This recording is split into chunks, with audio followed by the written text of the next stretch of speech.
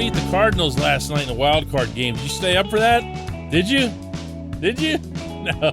No, you didn't. I'll bet not a lot of people in Pittsburgh did, but the Dodgers did win the game 3-1.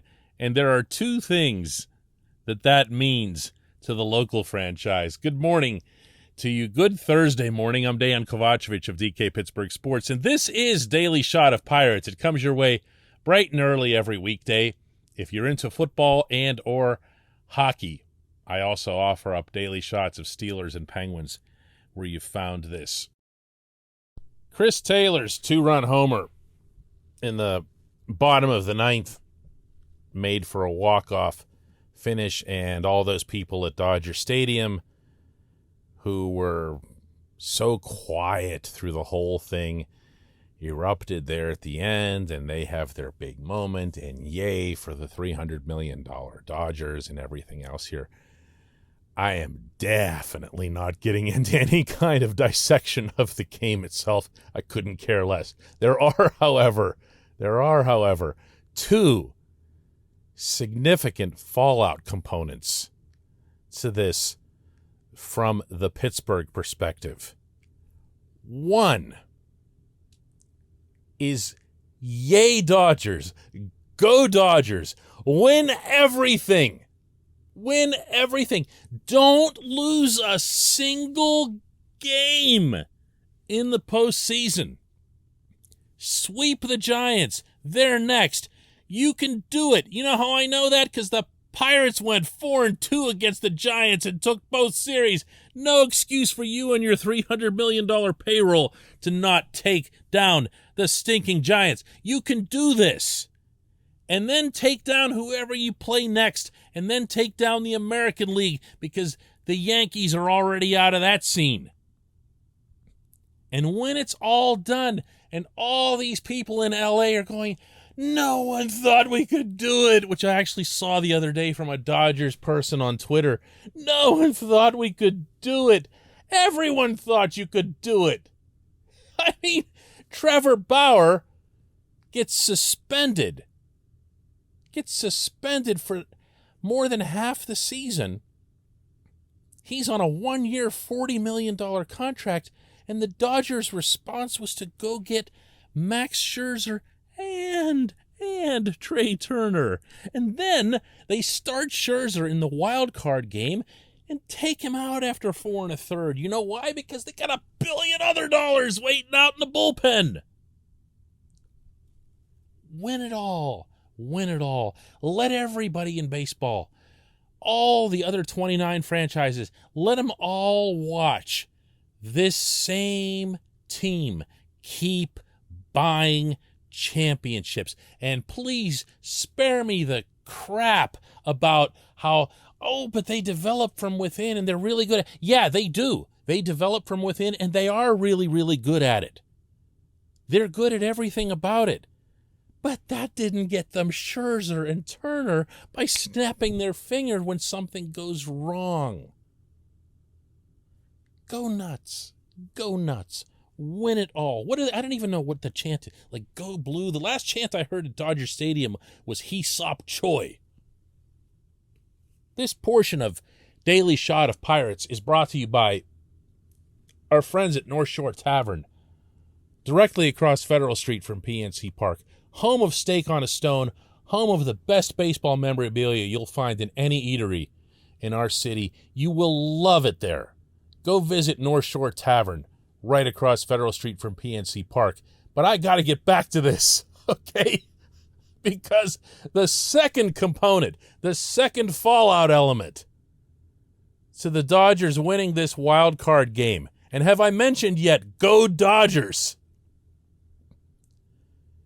is that we are now, unfortunately, stuck with this stupid wild card system until the next time some team with a zillion wins gets knocked out. And I predicted this completely earlier in the week, that if the Dodgers and the Yankees had both been eliminated in the wild card round, that was going to be gone forever, and that you were going to hear so much stink about it. Well, you've heard some of it out of New York already.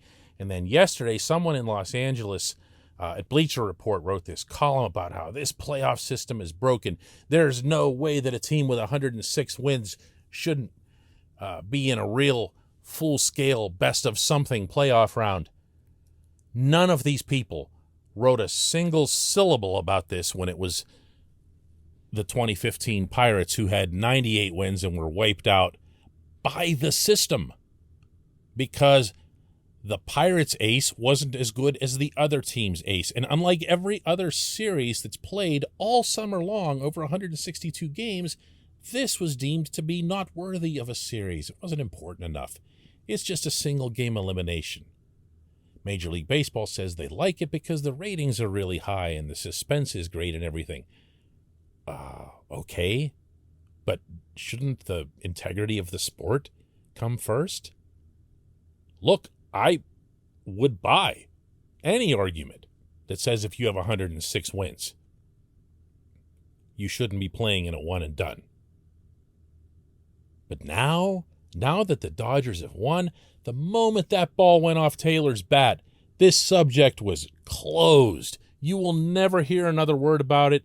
The New Yorkers will be seen as whiners. No one even knows that the Pittsburgh franchise still exists, and that'll be the end of it, and you're stuck with it. But that's okay. That's okay. I'll take the one-game wild card if it can come with a salary cap. And the best path to the salary cap, as I have been saying for quite some time now, would be for the Dodgers to win it all again. Go Dodgers! Heap joy! When we come back, just one question.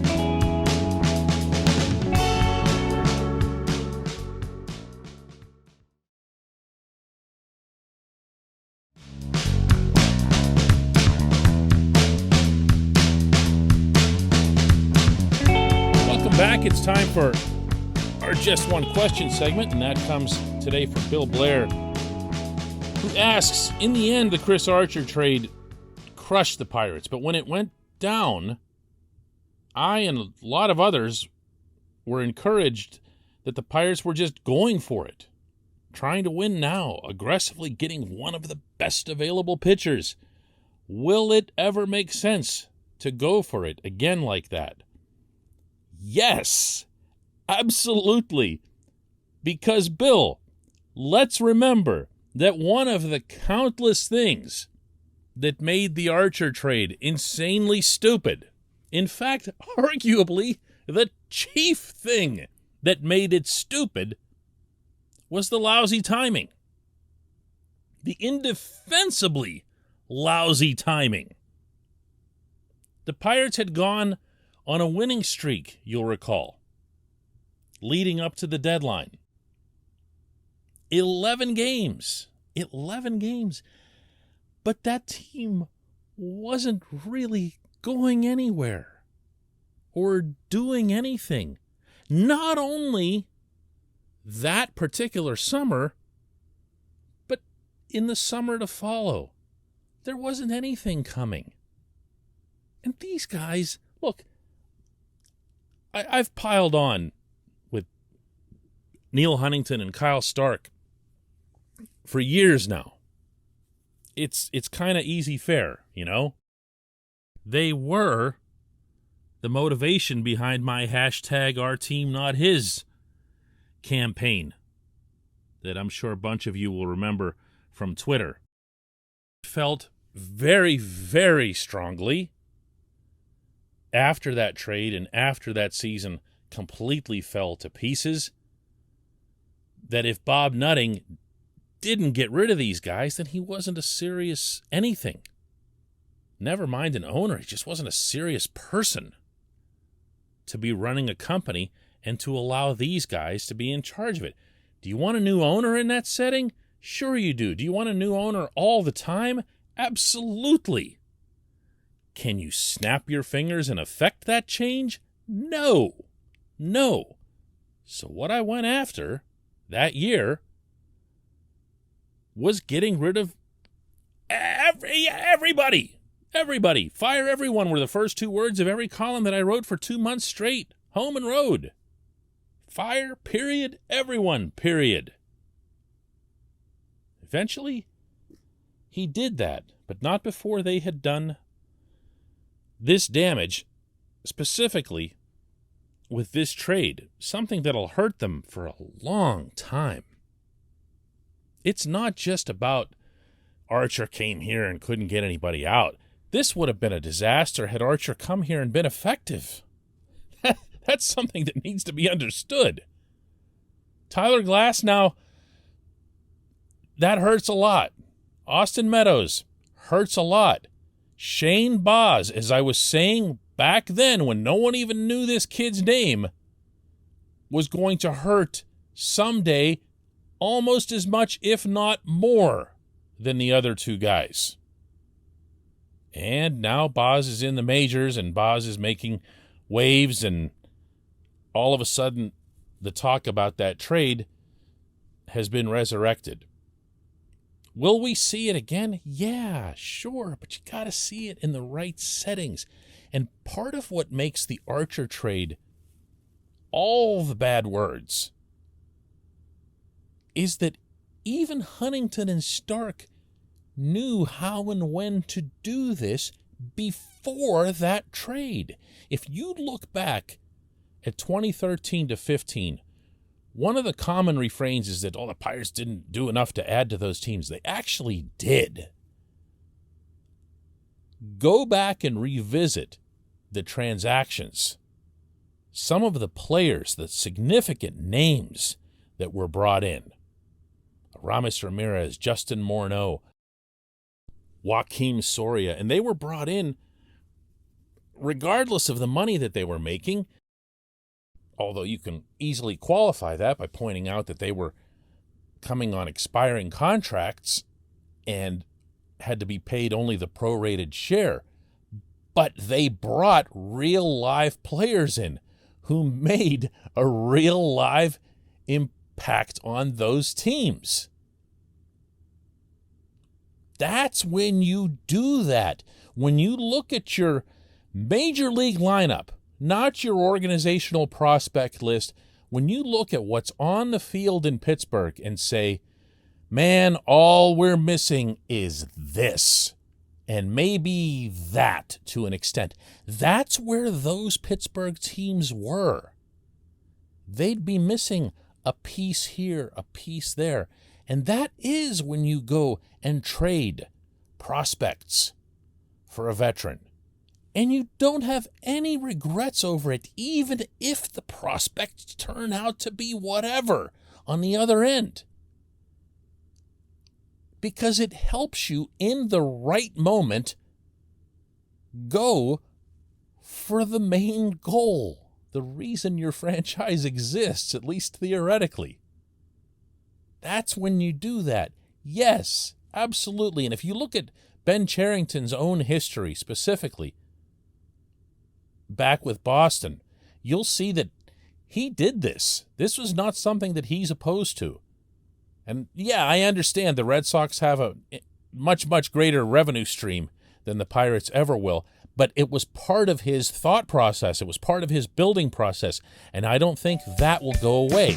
In fact, I happen to believe that that's part of why you're not seeing him spend any money right now, because he knows how and when to do something like this. I appreciate the question. I appreciate everybody listening to Daily Shot of Pirates. Let's do it again tomorrow.